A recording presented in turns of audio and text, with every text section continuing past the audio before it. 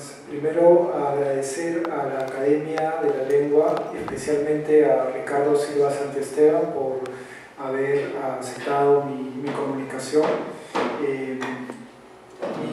Mi ponencia se centra en relación a los procesos creativos que tiene Moro a lo largo de distintas etapas y cómo se evidencia también a través del retrato de un género que en particular fue propicio para Moro. O sea, él se hizo retratar y al mismo tiempo se tomó fotografías. Entonces trato de relacionar identidad y proceso creativo en el arte de Moro, porque siento que la poesía y la obra artística de Moro están implícitas, están relacionadas en su propio ser. Desde muy joven, Alfredo Quispe Sacín revela la necesidad de ser retratado, como lo muestran las obras que le hacen sus amigos y su hermano Carlos. Es consciente que será artista y que su retrato, rasgo de su propia personalidad creativa, debe ser perennizado. Esto lo documenta una carta enviada a su hermano, que se encuentra estudiando en la Escuela de Bellas Artes de San Fernando en Madrid, fechada el 27 de enero de 1922, en la que hace referencia a un retrato. Aunque desconocemos quién es el autor, Moro describe, cito: "En cuanto pueda, te mandaré una fotografía del retrato del que te hablé". "Oye", reclamo, cito a Moro, "el retrato que me ofreciste hacer en Lima". Posteriormente mencionaría que fue el artista Emilio Goiburu quien le está haciendo un retrato y reclama a su hermano el retrato pendiente. Cito a Moro: "Goiburu me concluyó el retrato, pronto te mandaré una foto de él. ¿Tú no podrías hacerme uno de memoria? Me lo debes". Se decide a enviarle una foto, pero no encuentra quien le pueda prestar una cámara. Además, sabemos que Jorge Swain también le realizó un retrato que aparece publicado en Variedades. Moro comprometió a artistas vinculados a los lenguajes modernistas del arte peruano, su propio hermano Carlos Quispe Sacín, Emilio Goiburu y Jorge Swain. El retrato pintado por su hermano se hizo realidad por medio de una carta. Moro comenta que, cito a Moro, "estaría encantado de ver el retrato que le ha hecho Carlos Quispe Sacín. No ha podido mandarle su retrato fotográfico, a falta de cámara, Swain le ha ofrecido la suya". En otra carta se confirma que un apunte de su hermano fue mostrado al doctor Emilio Valdizán, al parecer el retrato de Moro.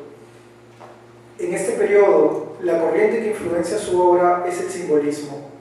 Moro frecuentaba la casa del poeta José María Eguren, artista simbolista, que fue la primera influencia del joven Alfredo Quispe Sacín en el desarrollo de un arte de vanguardia.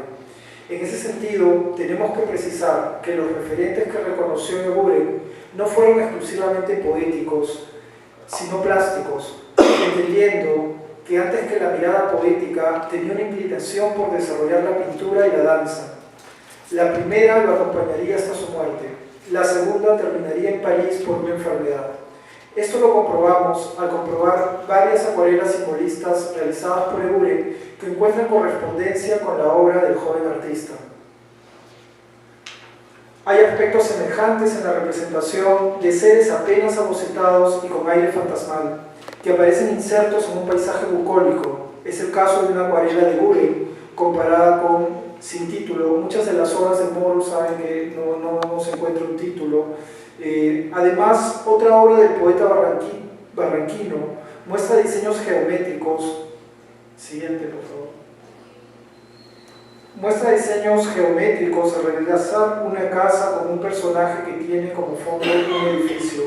Esto guarda relación con otra obra de Moro, donde aparece a manera de retablo, se inscribe una forma con una cabeza en gris. Lo que nos llama la atención es la disposición geométrica en ambas, el marcado trazo ampuloso. Una pareja durmiendo, el siguiente, y sentada frente a una mesa donde aparecen insectos de Eguren. Si bien Moro no tiene referentes directos, sí puede servir de inspiración para un sinnúmero de personajes que Moro recrearía vinculados a formas de insectos, como se puede ver en la imagen del costado. También se conoce que frecuenta el Hospicio de la Magdalena y que gracias a Emilio Valdizán y Honorio Delgado, discípulo de Freud, conoce el psicoanálisis. La tesis doctoral del último, Rehumanización de la cultura científica por la psicología, 1923, presentada en la Universidad de San Marcos, insistía en la posibilidad de explorar el inconsciente en el proceso creativo. Así, en este periodo, cuando se le preguntó a Moro de dónde salían sus dibujos, el propio artista respondió que él mismo desconocía el porqué de las imágenes. Al respecto, cito a Moro: cualquier dibujo, por más malo que sea, no es más que producto de mis emociones de artista. Para mí son como interrogaciones, como protestas contra la vida y contra todo, lo que está al nivel de su cabezota. Más contento estoy cuando aparentemente más incoherente es uno de mis dibujos. Un dibujo no es una confesión, al contrario, yo mismo no podría explicar mi dibujo. Lo siento y junto conmigo lo sienten 2 o 3 y eso me basta. Al decir estas palabras, Moro señala que no es consciente de la realización de sus obras y que sus dibujos están determinados por un acto automático e inconsciente, que serían posteriormente vinculados al surrealismo. En este periodo busca exponer en Lima, en donde las pocas galerías que existen le niegan un espacio alegando que todo está ocupado.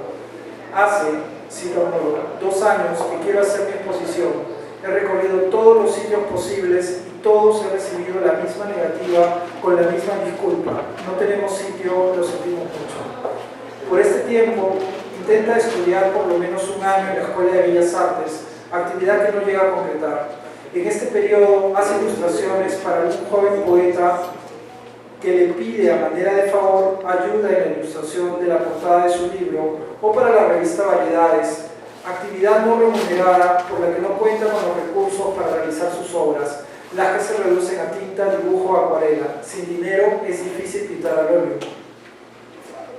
En el joven Alfredo Quispe Jacín se reconoce una personalidad narcisista. Como artista conoce su capacidad creativa y sabe que no se encuentra en el mejor lugar para desarrollarla. Sobre Lima y su ambiente diría, cito a Moro: Lima es la ciudad de los idiotas, vivo entre idiotas. Pero hay otro aspecto además que limita el libre desarrollo de su creatividad, es su opción sexual, ser gay y vivir en una sociedad conservadora como la limeña. Se advierte entonces una identidad en conflicto y una ávida necesidad de liberación implícita, tanto en su poesía como en su obra gráfica. Ese proceso implica un rechazo a su propio nombre, su propio idioma, y revela su necesidad de enunciarse de otra manera. En definitiva, de volver a nacer o reinventarse de acuerdo a su verdad. No es lo que la sociedad le pide ser, sino lo que él quiere y decide ser. Fátima Mernice, El Sueños en el Umbral, refiere que cuando alguien se halla en una situación desesperada, lo único que puede hacer es cambiar el mundo, transformarlo según sus deseos y volver a crearlo. Y es lo que hizo Moro al asumir su nuevo nombre. No solo evadió lo que exigía la sociedad conservadora limeña, sino que liberó su posibilidad de ser quien él quería ser, artista. El arte como vocación, como renuncia, como proceso creativo en libertad. En esto concordamos con Mirko Lauer cuando analiza la poesía de Moro frente a la realidad restrictiva peruana. Al respecto nos dice: pienso que a pesar de la amistad del idioma francés y de los amigos mexicanos, en ninguna parte fuera del Perú puede César Moro ser César Moro, es decir, no ser César Alfredo Quispe Jacín y poder realizar el surrealismo tal como lo describe Teodor Adorno, una dialéctica de la libertad subjetiva en una situación de no libertad objetiva. En 1923, una carta dirigida a su hermano Carlos, que se encuentra en Madrid, da cuenta de la adopción del nombre César Moro. No se trata de un seudónimo, sino de la adopción de una nueva identidad. No se sentía cómodo con Alfredo Quispe Jacín y ante la necesidad de reinventarse, crea César Moro. En términos psicoanalíticos, necesitaba matar al padre, renunciando a su nombre y apellido. La posición paterna no significó, sin embargo, una ruptura con su madre, de quien sí conservó el apellido más. El nuevo nombre que asumió desde esa fecha fue comunicado a su familia. Además, se advierte cuando fue exiliado a México para apoyar a la República Española. Podemos ver Este es un retrato de su primer periodo que lo hace Jorge Swain, 1926. Siguiente. Este es un retrato con toda esta dinámica, es una fotografía realizada, dedicada a Carlos Raigada, que es el director de Los Locos, es el director de la revista Estilo, donde vemos claros elementos simbolistas en la representación del propio Moro con características andrógenas. Siguiente. Acá es una foto dedicada a su madre, ya está en París en 1926. Siguiente. Acá vemos un poco la representación de Moro vinculado al año 1926, donde está representando elementos vinculados a la geometría cubista. Recordemos que hacia 1926-27 va a conocer a Jaime Colson.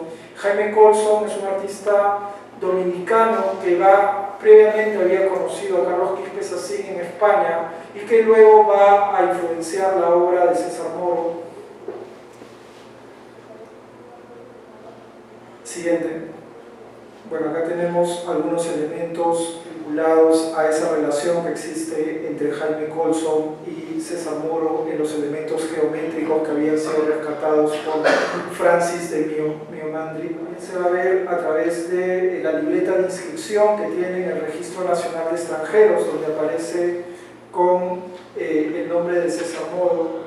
Podemos entender entonces cómo la construcción de su obra refleja un constante encuentro consigo mismo, donde los lenguajes artísticos y poéticos son miradas exploratorias de su propia esencia vital. Es decir, no se supedita a la moda, sino que se adapta a sus circunstancias y no le gusta encontrarse dogmatizado. Ello conlleva a que desde lo visual sea difícil situarlo solo en el surrealismo. Desde sus inicios transita en los lenguajes del modernismo, el simbolismo, el cubismo, la figuración lírica, el dadaísmo, para finalmente convertirse en el primer artista que aborda el arte no figurativo en el arte peruano. En sus obras encontramos incluso una mezcla de estos estilos y vemos cómo estos se superponen en el tiempo. Es notable advertir que existe en el artista una coincidencia en cómo decide ser representado en sus retratos y sus estilos artísticos y vitales en los que se encuentra. Hacia 1925, Moro decide irse a París a buscar lo que anhelaba, desarrollar el arte de la pintura y el ballet. Antes de viajar, se toma una fotografía que muestra las características de la obra que realizaba entonces. En el rostro, las cejas aparecen oscurecidas. Si podemos retroceder al retrato simbolista. Sí. Aparecen oscurecidas y manifiesta un personaje andrógino, casi femenino. Esta mirada es propia del tipo de imágenes vinculadas al decadentismo, práctica que el propio Moro realizaba en su obra gráfica de entonces, siguiendo la influencia del español Beltrán Macés. La fotografía está dedicada a Carlos Raigada y fechada en 1925. Moro, por tanto, llevará a París su conocimiento del simbolismo a través de Gurel y la gráfica modernista de las revistas ilustradas. Su correspondencia con el psicoanálisis, su nueva identidad lo preparó para ingresar a las filas surrealistas. La inserción en el ambiente parisino no fue fácil para el peruano. Sabemos de la carestía económica que tuvo que afrontar. Se conoce por una carta a su madre que estudiaba ballet y que se encontraba bien, aunque especulamos que por ser su madre posiblemente omitió sus penurias para no alarmarla. El lenguaje cubista estaría relacionado con su encuentro con la obra del pintor Jaime Colson. Siguiente, por favor. El retrato, el anterior. Siguiente. Ese.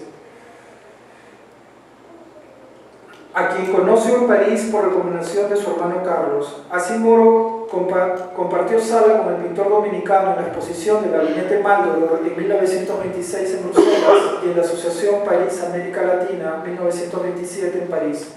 Un elemento importante en su obra fue la adopción de un lenguaje de formas geométricas presente en la última exposición. Lo interesante es cuánto vemos al propio Moro fotografiado en el taller de Colson formando parte de una composición cubista.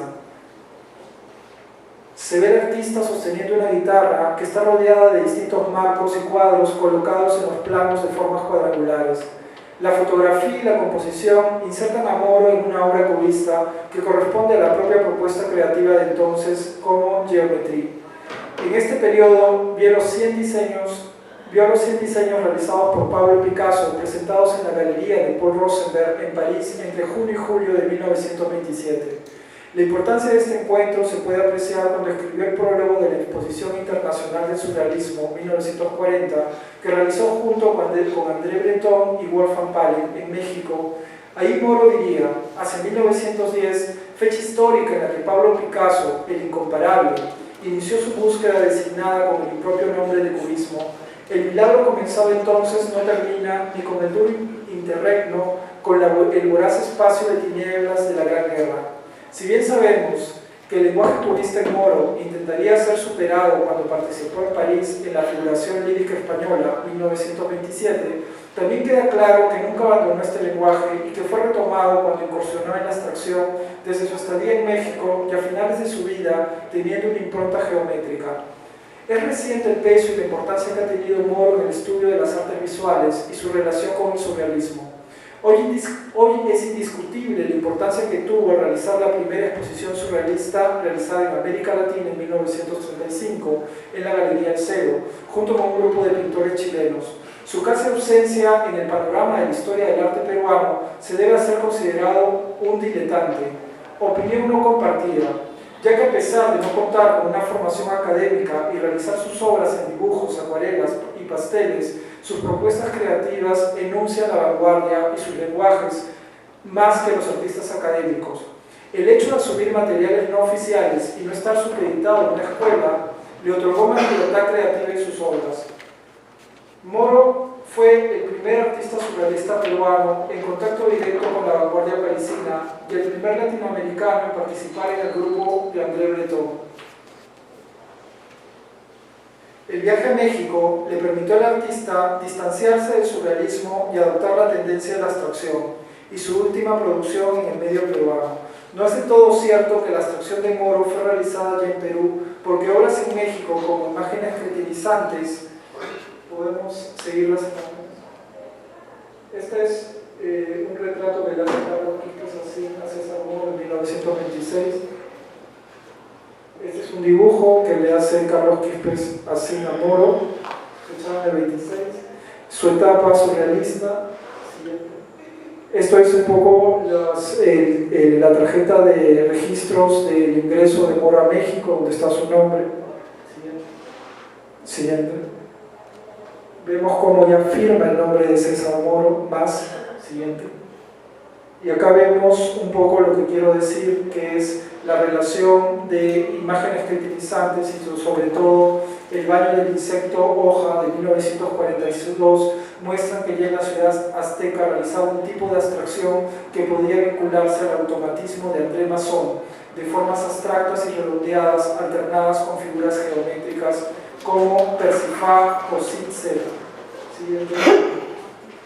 ambas realizadas en 1942. El pintor surrealista había lamentado en la década del 40 la prevalencia de la irracionalidad automática y el rechazo al cubismo. Así nos dice: el retroceso tuvo lugar con perfecta insolencia. Los admirables logros de Seurat, Matisse y los cubistas fueron considerados como vacíos y sin valor. Su inspirada concepción del espacio, su hallazgo de los medios esenciales pictóricos, fueron considerados como un legado molesto que era necesario olvidar. Fue en Moro que México se distanció del surrealismo y que fue la abierta oposición de Breton a la homosexualidad lo que marcó la distancia de Moro. En la misma exposición se percibió las diferencias entre ambos, cuando Breton incluyó la pintura del mexicano Diego Rivera, más por cuestiones políticas que por praxis artística. La obra de Rivera no era del gusto del peruano, y sobre él diría con desenfado: he visto, cito a Moro, algunos frescos de Rivera de la Secretaría de Educación, son horribles, de un color atroz y del dibujo convencional que ya conocemos. No es sorpresa, pues, jamás me gustó esta pintura y cada día me gustará menos la tal pintura mural. Por otro lado, tendríamos que entender la influencia que ejerció Palen en el concepto del valor totémico del mundo precolombino, que permitió a Moro reencontrarse con la memoria inconsciente del Perú antiguo. En este aspecto concuerdo con Rodrigo Quijano cuando refiere que fue la actitud de Moro hacia lo local reposó más bien en la reivindicación prehispánica, con la cual sintió una afiliación espacial fruto de una vinculación efectiva con el paisaje costeño y fruto tal vez del interés general hacia lo que el surrealismo llamó culturas mágicas, membrete amplio en el que fueron subsumidas todas las culturas no europeas. Precisamente el retrato que la realizó el austriaco, donde se advierte al moro de perfil y con una actitud introspectiva, siguiente, pasamos un poco acá, lo que he querido establecer es la relación, este es el retrato del padre.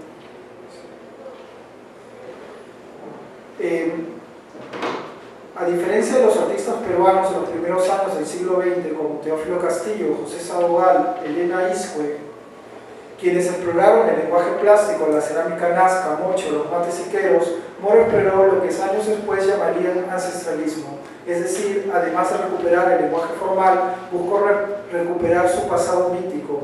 Esta idea remite una carta de Honorio Delgado, discípulo de Freud, que en ese entonces psicoanalista confeso, dirigía al músico Alfonso de Silva en 1922. Refiere que se pondrá enseguida a trabajar en mis estudios de la mortalidad de los antiguos peruanos, totemismo, mitología, etcétera, que va a ser tomada en mi comunicación en el próximo Congreso Psicoanalítico de Berlín de 1922. Voy a concluir, digamos que en la última parte, abreviando, había tratado de establecer una relación con la obra de Fernando de Cislo, que toma referentes de este Moro que está desencantado del surrealismo, pero vinculado con la abstracción. Pero lamentablemente ya no me da más el tiempo. Entonces, Moro se convierte en el primer artista vinculado al surrealismo plástico. Su derivación a la abstracción geométrica se ve un referente para el arte peruano, y Las Moradas, revista instituida por él y Westphalen, un caldo de cultivo de sus ideales. Sin él no podemos entender las propuestas de Ellerson y Cislo, quienes como el artista no supeditaron su obra a un lenguaje local a favor de un universalismo. Además de su necesidad de trabajar la pintura desde su propio lenguaje, siguiendo la influencia de su hermano Carlos Quispe Sacín desde el cubismo. Tal vez no debemos mencionar que su identidad está en conflicto, sino que busca desarrollarse en un medio que la subvierte y lo vuelve anárquico. La gestación de su personalidad artística en Lima, La Horrible, convierte su obra, tanto poética y plástica, en contestatarias, reflejo de su propio deseo y necesidad de libertad creativa. En Moro se cumple la frase: nadie es profeta en su tierra. Gracias.